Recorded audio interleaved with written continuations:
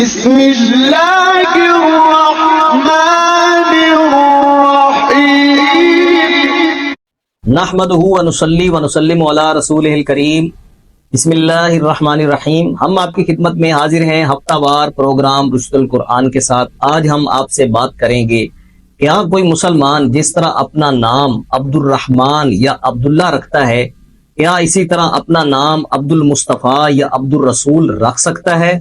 جی ہاں، مسلمان اپنا نام عبد الرسول بھی رکھ سکتا ہے اور عبد المصطفیٰ بھی رکھ سکتا ہے۔ عبد کے دو معنی ہیں، ایک اس کا مطلب ہے مخلوق، ہمیں اللہ تعالیٰ نے پیدا کیا ہے، اس لحاظ سے ہم اللہ تعالیٰ کے بندے ہیں، اللہ کی مخلوق ہیں اور اللہ کی ملک ہیں، ہمارا مالک اللہ تعالیٰ ہے۔ اور عبد کا دوسرا معنی ہے غلام، اس لحاظ سے ہم رسول کریم علیہ الصلوۃ والسلام کے غلام ہیں۔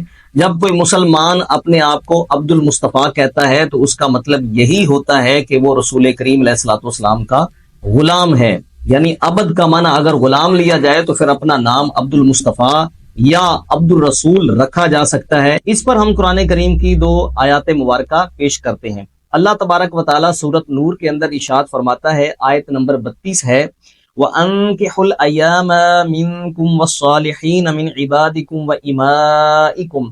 اللہ تعالیٰ فرماتا ہے اور تم نکاح کرو اپنے میں سے ان کے جو بے نکاح ہیں، وَالصَّالِحِينَ مِنْ عِبَادِكُمْ اور اپنے نیک غلاموں کے، وَإِمَائِكُمْ اور اپنی نیک لونڈیوں یعنی باندیوں کے۔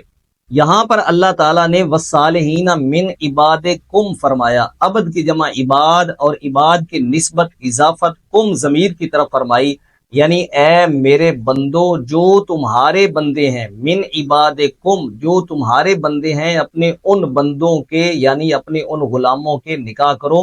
یہاں عبد بامانہ غلام ہے اور عبد کی نسبت تمام انسانوں یعنی مسلمانوں کی طرف کی گئی ہے۔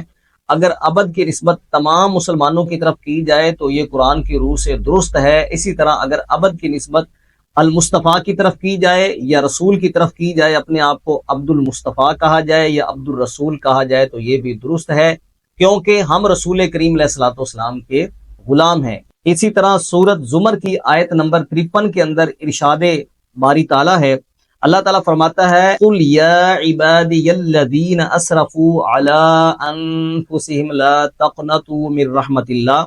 اللہ فرماتا ہے، قل اے محبوب آپ فرمائیں، یا عبادی اے میرے بندو، یا مینا اے عبادی میرے بندو، یعنی اللہ تعالیٰ حضور کو یہ ارشاد فرما رہا ہے کہ اپنی امت کو یہ فرماؤ کہ اے میرے بندو۔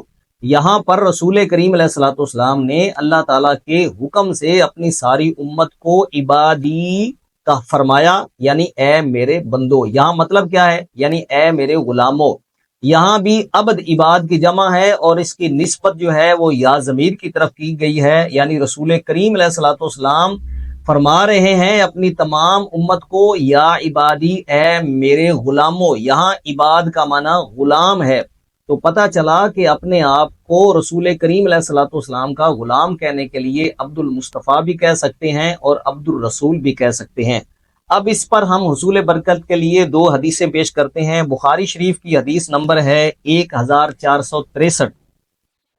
رسول کریم علیہ الصلوۃ والسلام نے ارشاد فرمایا، لیس علی المسلم فی عبدہ ولا فرسہ صدقۃ، کہ مسلمان پر اس کے غلام پر اور اس کے گھوڑے یعنی سواری وغیرہ کے بارے میں کوئی زکوٰۃ نہیں ہے۔